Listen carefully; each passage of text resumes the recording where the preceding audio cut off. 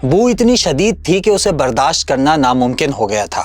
ये कोई आम सी बू नहीं थी, ऐसी बू पहले कभी महसूस नहीं की गई, और ये आ रही थी 2 मंजिला घर के ग्राउंड फ्लोर से। उस पोर्शन में किराएदार रहते थे। सिचुएशन आउट ऑफ कंट्रोल हुई तो मालिक मकान की बीवी किराएदार के घर के दरवाजे पर पहुंच गई। जोर जोर से दरवाजा बजाया। खातून किराएदार दरवाजा खोलती है। खुदा की पनाह, वही स्मेल कई गुना बढ़ जाती है। एक अजीब सी वहशत, कराहियत। खातून किराएदार का रवैया मामूल के मुताबिक नहीं था। चेहरे पर घबराहट के आसार वाजे नजर आ रहे थे और आंखों में खून उतरा हुआ था। ये तुम्हारे घर से कैसी स्मेल आ रही है? मालिक मकान की बीवी चीखते हुए पूछती है। दूसरी तरफ बिल्कुल सन्नाटा, कोई जवाब नहीं। जवाब होता भी तो क्या होता? किराएदार खातून क्या वजह बताती? घर में तो एक लाश के टुकड़े मौजूद थे। मुख्तलिफ जगहों पे पीसेस पड़े हुए थे, बॉडी के, डेड बॉडी के। यही नहीं, उन टुकड़ों का कौरमा बनाया जा रहा था, वो भी 2 हांडियों में। चूल्हे की आंच बहुत तेज थी। एक ऐसी खौफनाक वारदात जिसका पहले कभी सोचा भी नहीं गया। इमेजिन करें तो रोंगटे खड़े हो जाएं। मकतूल कौन था? कत्ल किसने किया? और सबसे बढ़कर रीजन क्या था? आगे चलकर सब कुछ बताते हैं आपको।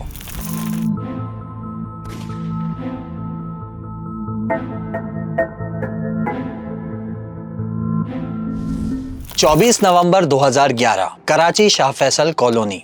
इस गुंजान आबाद इलाके में मौजूद 2 मंजिला घर।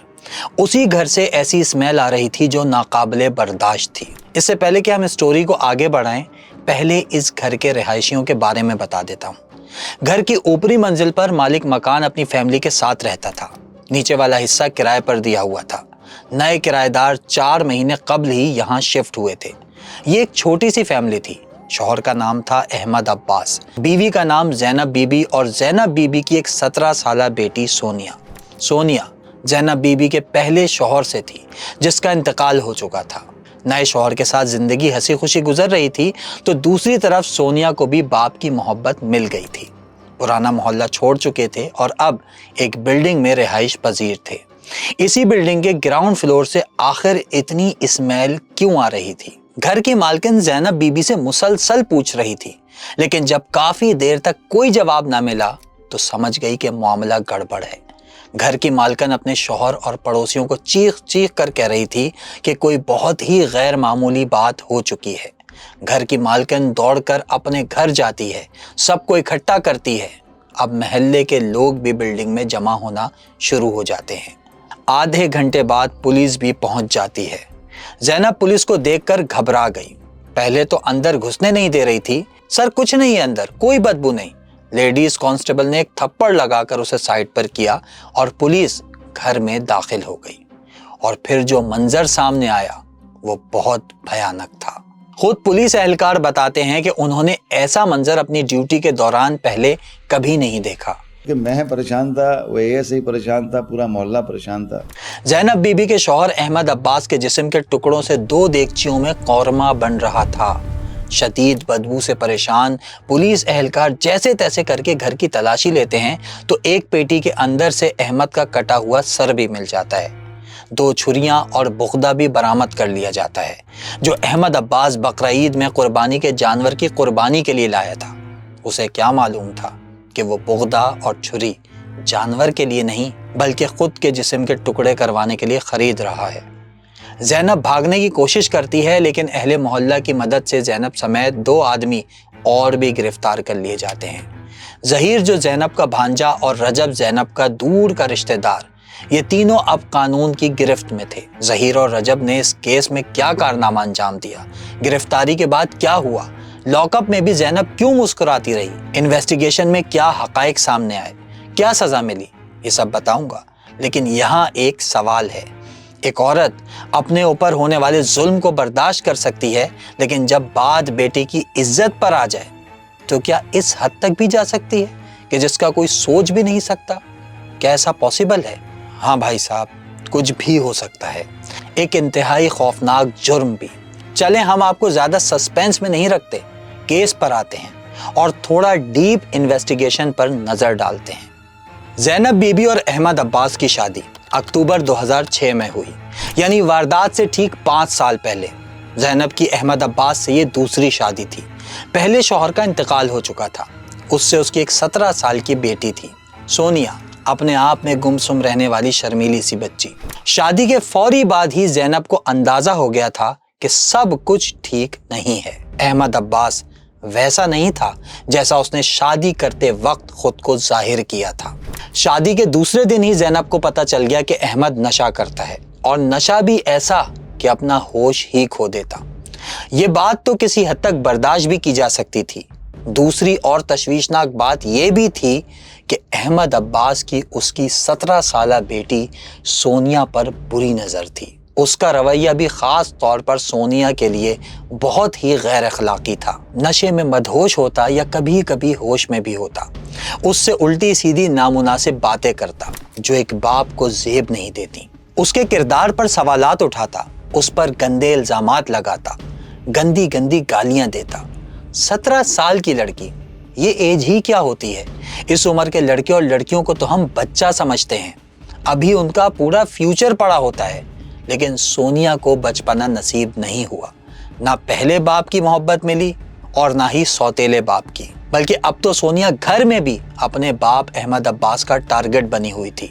ایک دن تو حد ہی ہو گئی، نشے کی حالت میں اس نے سونیا پر ہاتھ اٹھایا، بری طرح مارا پیٹا۔ زینب کے لیے یہ سب کچھ ناقابل برداشت ہو رہا تھا۔ وہ اپنی بے عزتی برداشت کر سکتی تھی، مار پیٹ بھی، لیکن بات بیٹی کی عزت پر آئے تو نو کمپرومائز۔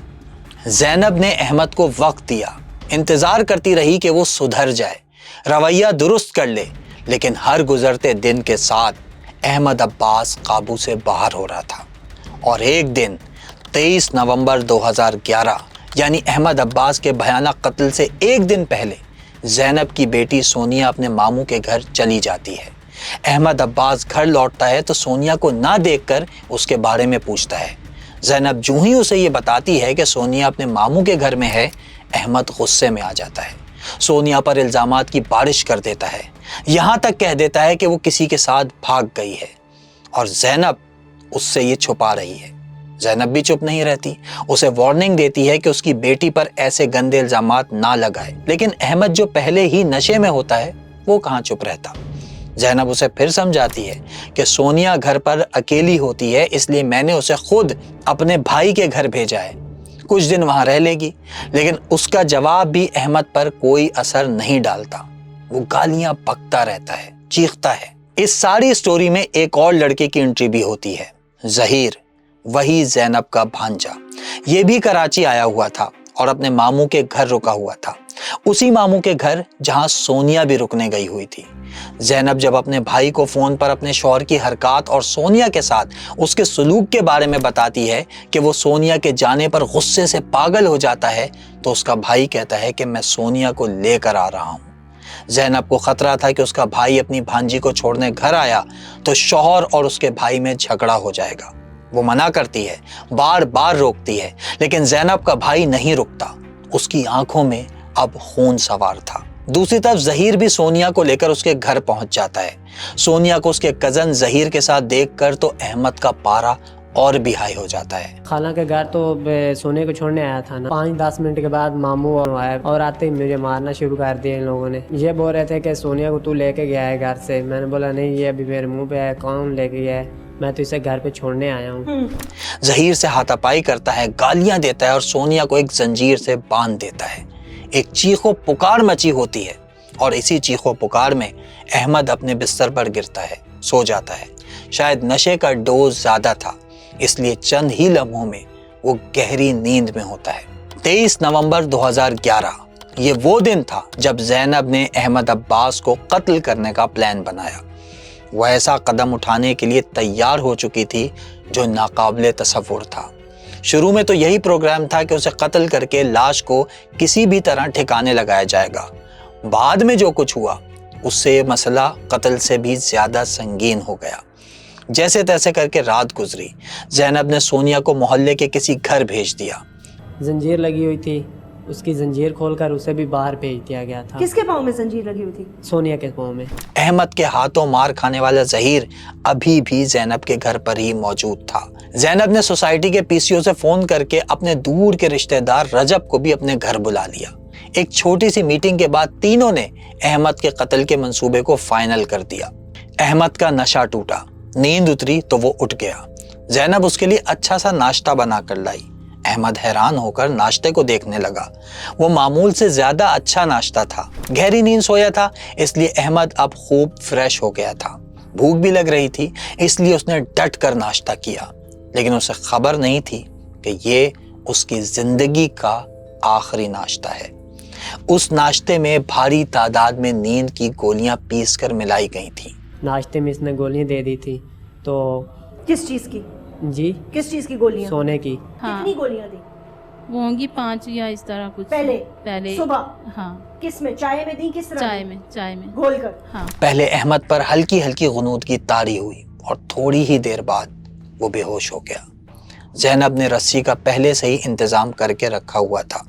یہی رسی احمد کے گلے میں ڈال دی گئی اور تینوں نے مل کر اسی رسی کو دونوں طرف سے کھینچنا شروع کر دیا۔ کھینچتے رہے اور پھر وہ لمحہ آیا کہ احمد کی آنکھیں اور زبان باہر نکل آئی، ناک کان سے خون نکلنے لگا۔ رسی کھینچنے کی شدت اتنی تھی کہ احمد چند ہی سیکنڈ میں دم گھٹنے سے مر گیا۔ یہ کہانی یہیں ختم نہیں ہوتی، بلکہ یہاں سے مزید بھیانک ہوتی ہے۔ احمد تو مر چکا تھا، زینب، اس کے بھانجے ظہیر اور دور کے رشتہ دار رجب، ان تینوں نے مل کر واردات کا جو پلان بنایا تھا، اب سب کچھ پلان کے مطابق چل رہا تھا۔ لیکن اب مسئلہ یہ تھا کہ احمد کی لاش کا کیا کیا جائے، اسے کہاں ٹھکانے لگائیں، اس کا تو کسی نے سوچا ہی نہیں تھا۔ احمد کا گھر جس گلی میں تھا وہ ایک کمرشل ایریا تھا۔ باہر گلی میں ہر وقت لوگوں کی آمد و رفت رہتی تھی۔ لاش کو کہیں ڈمپ کرنے کے لیے اس گلی میں سے لے کر جانا تقریباً امپاسبل تھا، وہیں پکڑے جاتے۔ اس کے بعد زینب کے ذہن میں ایک آئیڈیا آیا، کیوں نہ احمد کی لاش کو ایک بڑے ڈبے میں ڈال کر ظہیر کے حوالے کیا جائے۔ ظہیر ایک ٹیکسی پکڑ کر یہ ڈبہ لے کر ریلوے اسٹیشن جائے اور وہاں ٹرین میں بیٹھ کر حیدرآباد چلا جائے اور حیدرآباد میں کسی ویران جگہ پر وہ ڈبہ پھینک کر واپس آ جائے۔ زینب اور رجب کا خیال تھا کہ یہ طریقہ ٹھیک ہے، کسی کو پتہ بھی نہیں چلے گا اور لاش کو بھی آسانی سے ٹھکانے لگایا جائے گا۔ لیکن ظہیر ڈر گیا، اسے لگ رہا تھا کہ اس طرح وہ پھنس جائے گا اور فوراً پکڑا جائے گا۔ اس نے صاف انکار کر دیا۔ گھر میں موجود احمد کی لاش اب تینوں کے اعصاب پر سوار ہو رہی تھی، گھبراہٹ ہو رہی تھی، کریں تو کیا کریں؟ ایک فوری حل تو یہ نکالا گیا کہ گھر کے وحشت زدہ ماحول سے نکل کر کھلی فضا میں جایا جائے اور وہاں بیٹھ کر پلان بنایا جائے کہ لاش سے کیسے جان چھڑائی جائے۔ لاش کو انہوں نے ڈبے میں بند کیا اور تینوں گھر سے نکل کر باہر چلے گئے، گلیوں میں گھومتے رہے، پارک میں بیٹھ گئے، یہاں تک کہ رات ہو گئی۔ تینوں گھر پہنچے، لیکن مسئلہ اب بھی وہی تھا کہ لاش کا کیا کریں۔